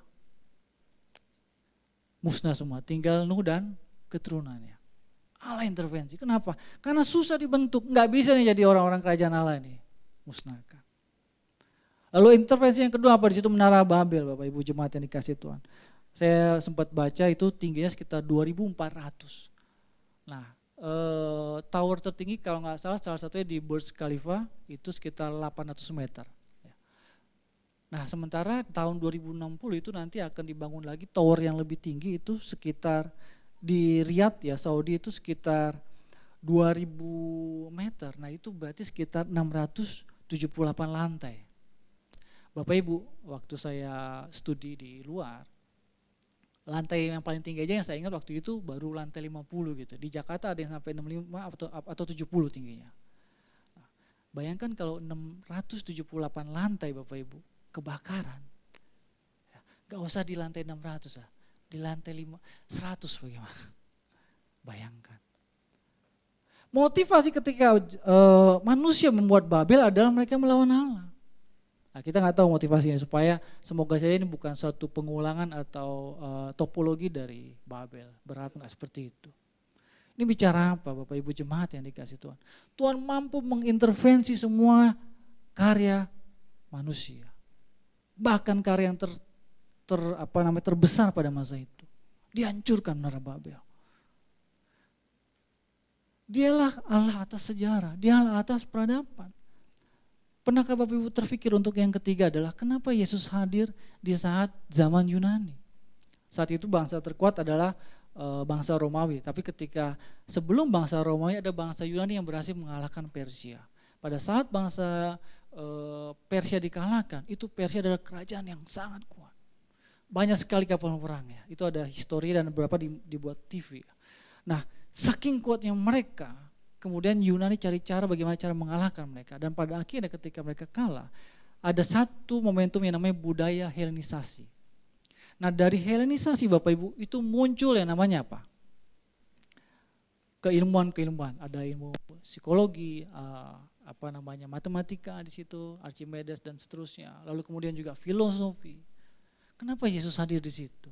Semua dalam karya Tuhan. Perhatikan keilmuan semua masih dipakai sampai sekarang. Itu artinya apa? Itu dalam intervensi Allah. Tuhan sudah setting itu semua. Kenapa dia mau hadir dalam peradaban yang nantinya manusia sudah ada dalam tahapan layak berpikir. Bapak Ibu, kalau perjanjian lama seperti itu hukum ya, mati dibinasakan, mata ganti mata, gigi ganti gigi. Berubah peradabannya dalam era Kristus. Artinya apa? Maslahat atau cara hidup orang yang ada di dalam perjanjian lama dulu kan barbar. Berubah dalam keadaan perjanjian baru yang lebih elitis, lebih baik dalam cara berpikir. Kalau ada orang yang cara hidupnya masih barbar, masih hidup di dunia perjanjian baru, kira-kira seperti apa hukumnya? Dibinasakan. Dibinasakan, pasti. Oleh karena itu kita sebagai orang percaya juga harus melihat yang namanya kemajuan alam. Lihat sebagaimana Yesus katakan, rupa alam kau harus tahu kapan datangnya kerajaan Allah, kapan datangnya Kristus. Tanda-tandanya ada, cuman waktu kita tidak tahu. Ada desas-desus bahwa nanti waktu itu Bapak Ibu kalau ingat tahun 2023 ya, adalah tahun yang gelap. Betul ya, pernah dengar itu berita tahun 2023 tahun gelap katanya. Ekonomi rusak segala macam. Kalau Bapak Ibu ingat lagi 20 tahun yang lalu, katanya tahun 2000 akan terjadi kekacauan, betul? Karena komputer adalah terdiri angka 1 dan 0, jadi katanya nanti akan mengalami masalah, betul ya? Bank segala macam, akhirnya ada semacam penarikan uang besar-besaran di tahun 2000. Tapi terbukti tidak? Tidak. Dan sekarang yang terbaru di tahun 2030 ya, ada wacana ya. Bahkan karena sekarang AI sedang meningkat, 60% pekerjaan akan hilang. 60%. Karena Bapak Ibu sekarang mau desain sesuatu, mau buat lagu pakai AI. Mau buat PPT saja bisa pakai AI. Ya, semua bisa.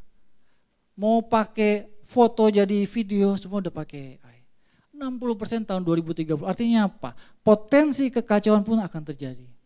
Tapi kalau kita berpegang teguh pada perintah Allah, bahwa kita adalah anak-anak Allah, warga kerajaan Allah, apakah kita perlu khawatir?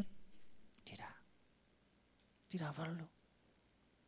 2030 akan kita lewati sebagaimana kita lewati 2023, termasuk 2019 COVID, termasuk tahun 2000, termasuk kita mungkin yang sudah di masa yang lebih lama, yang bergumul lebih dalam, lebih berat lagi. Kenapa? Karena orang-orang yang adalah warga kerajaan Allah itu tidak dipenuhi dengan kehidupan yang khawatir. Yang terus-menerus khawatir, yang terus-menerus merasa gelisah, yang terus-menerus merasa dia adalah orang yang paling malang hidupnya. Bapak Ibu, kalau kita seperti ini bagaimana dipertanyakan keimanan kita?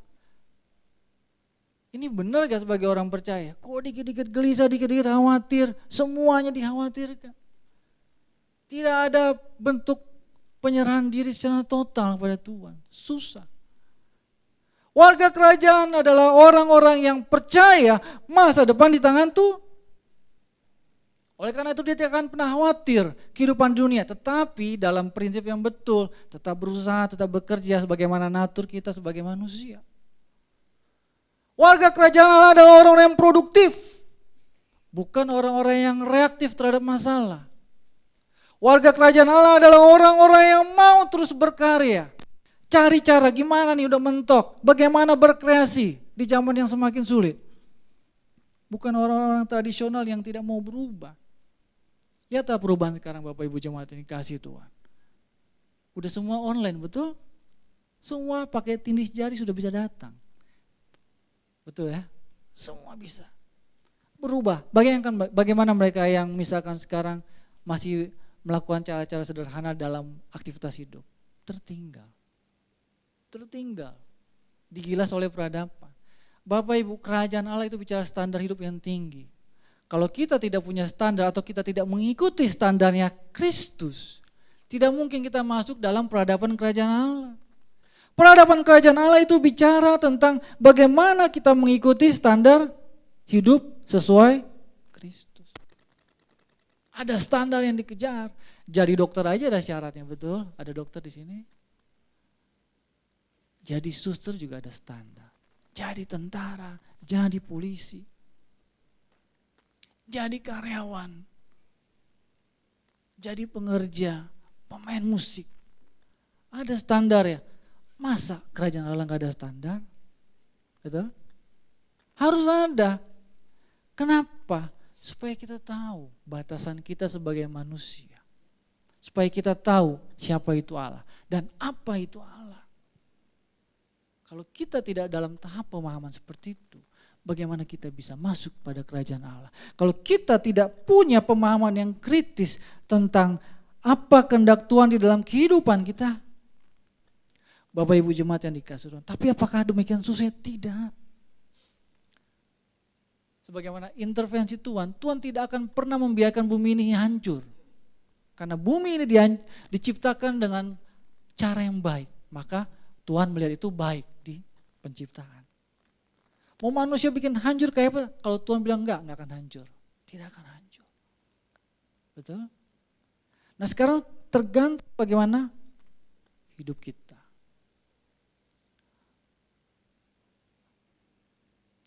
Tidak di Lukas 21 ayat 18. Tetapi tidak sehelai pun dari rambut kepalamu akan hilang.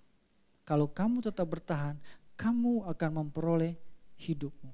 Matius 6 ayat 28. Dan mengapa kamu khawatir akan pakaian? Perhatikanlah bunga bakung di ladang yang tumbuh tanpa bekerja dan tanpa meminta. Bapak Ibu jemaat yang dikasihi Tuhan, Tuhan mau kita fokus hidup sebagai warga kerajaan Allah.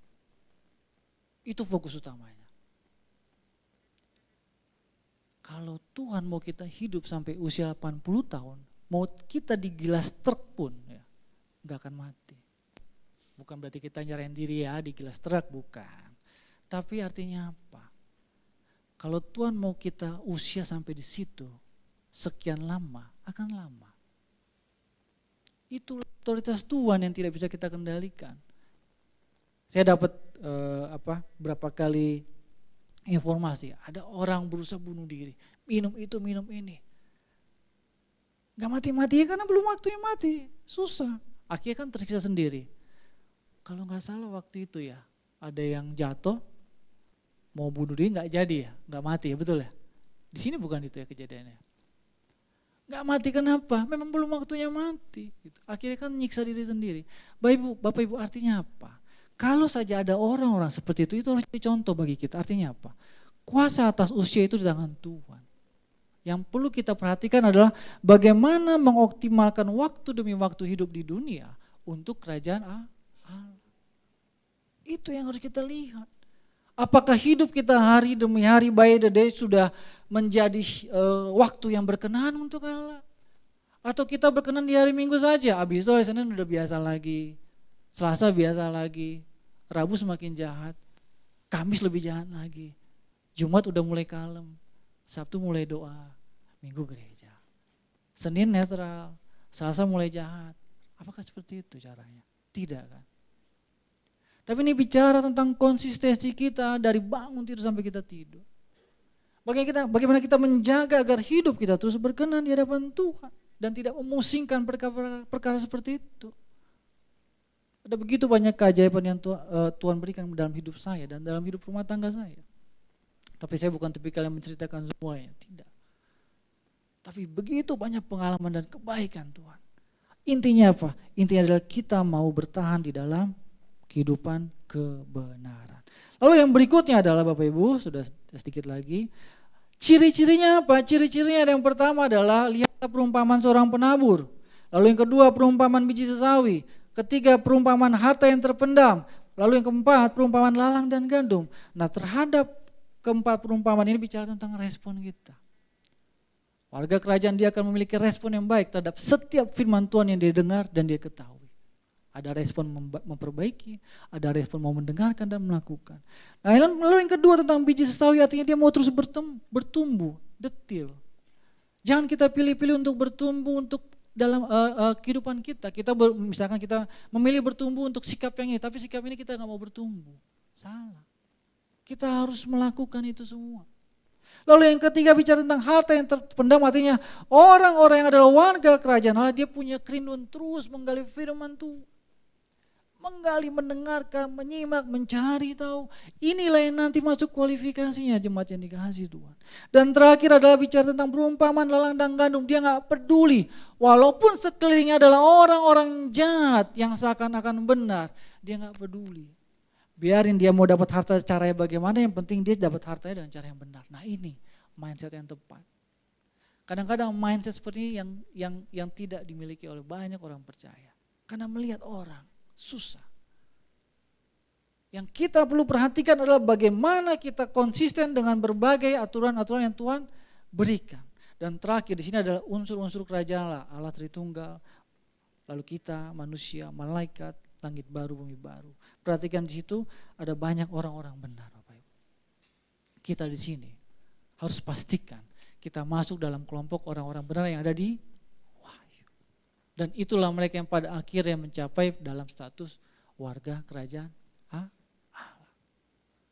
Sebab itu kita belum final sampai kita menghembuskan nafas. Berjuang untuk menjadi warga kerajaan yang baik. Dari kapan? Dari sekarang. Dari sekarang kita sudah memunculkan natur itu, melatih natur itu, membuat agar kehidupan kita sungguh-sungguh mencerminkan hidup yang inilah warga kerajaan Allah. Orang lihat, orang rasakan dampaknya, orang rasakan impactnya. Ketika dia datang ada damai sejahtera, ada sukacita, ada kedamaian, ada keteduhan. Jangan datang tiba-tiba datang bawa masalah, dikit-dikit masalah. Aduh masalah apa lagi hari ini? Besok A, besok B, besok C. Tidak. Amin firman Tuhan. Mari kita berdoa. Saya undang WL. Kita nyanyikan satu lagu.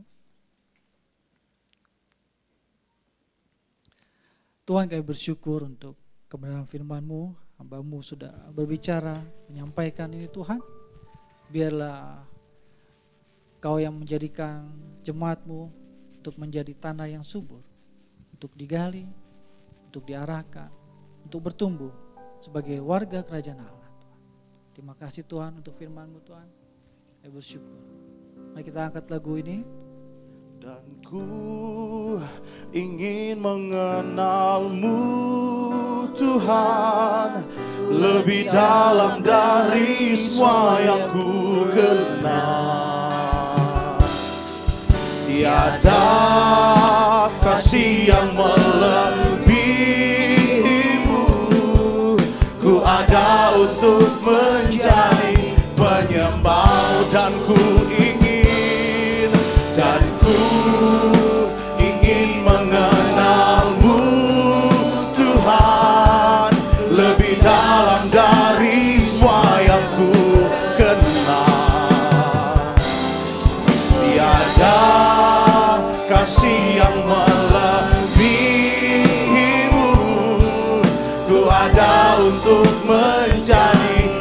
menyembah-Mu. Kami ada Tuhan untuk menjadi penyembah-Mu Tuhan. Kami ada untuk menjadi warga kerajaan-Mu Tuhan. Pimpin kami Tuhan untuk terus mengenal-Mu di dalam kehidupan kami. Untuk mengenal firman sebagaimana Engkau memberikan teladan pada kami. Untuk mengetahui dasar hati-Mu bagi kami Tuhan. Pimpin kami ya Roh Kudus untuk boleh terus selaras satu arah dengan Kristus junjungan kami. Supaya kami diterima di dalam kerajaan Allah. Kami bersyukur Tuhan untuk firman-Mu dan biarlah Tuhan ini menjadi kekuatan bagi kehidupan kami. Amin. Puji Tuhan, saya percaya kita semua diberkati Tuhan. Dalam ibadah yang pertama ini biar firman Tuhan menguatkan, memberkati setiap kita. Persiapkan persembahan-Mu Bapak Ibu, sebelum kita memberi, kita akan berdoa.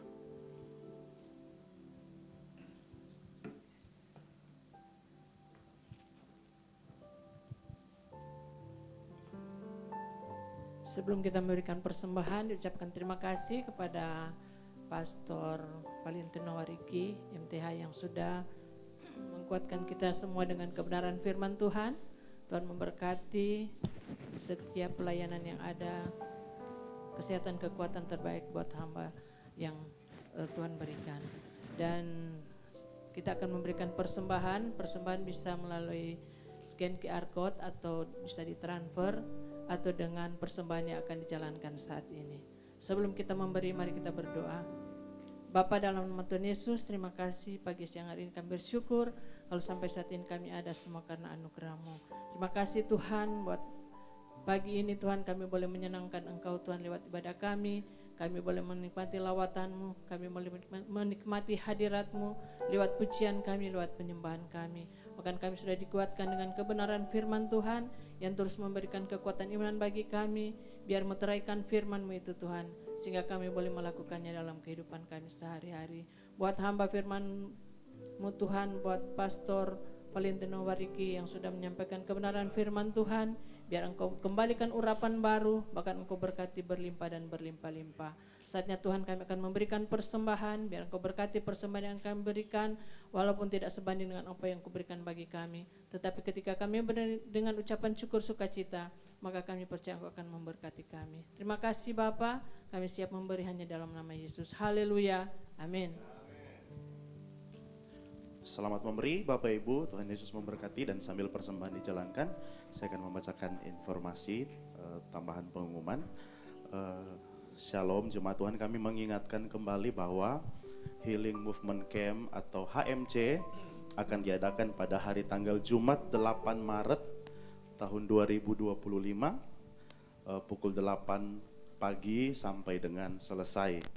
Tempat GBI Marina Plaza lantai 2. Mohon bagi Bapak Ibu Saudara yang sudah mendaftar untuk hadir tepat waktu dan mempersiapkan diri dengan baik. Mari kita bersama-sama mengalami pemulihan dan berkat Tuhan dalam acara ini. Jadi Bapak Ibu yang sudah mendaftar agar boleh mengikuti acara yang sudah yang kami maksudkan ini. Demikian, Tuhan Yesus memberkati. Mari sama-sama bangkit berdiri. Kita akan menutup ibadah kita. Kami memuji kebesaran-Mu.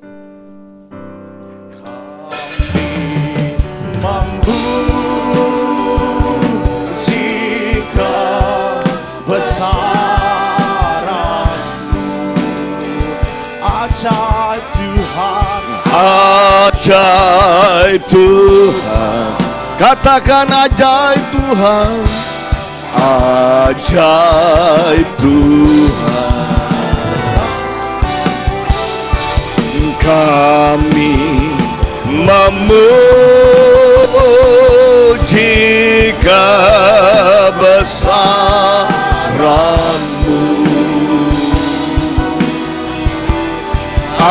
ajaib Tuhan,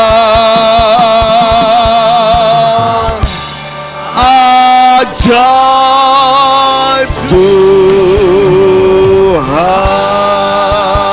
Berikan kemuliaan bagi Tuhan. Haleluya. Mari Mari angkat tangan kita akan terima berkat dari Tuhan. Kekasih-kekasih Tuhan Yesus Kristus, pulanglah bawalah berkat yang terbaik dari surga. Kasih karunia berlimpah-limpah dari Bapa di surga di dalam Anak yang tunggal Tuhan Yesus Kristus, dan persekutuan yang mandi dari Roh Kudus menyertai kita mulai hari ini sampai Maranatha Tuhan Yesus datang kedua kali menjemput kita di awan-awan permai, bahkan sampai selama-lamanya. Yang percaya dan diberkati katakan amin. Tuhan Yesus memberkati kita semua. Shalom.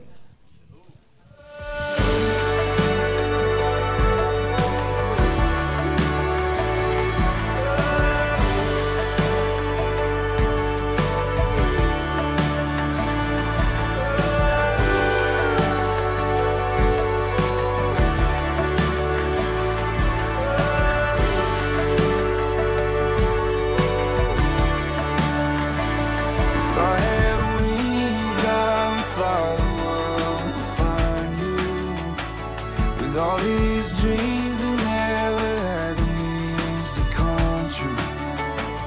Well, I have no good hands to fight the light that's in my mind. Still I try.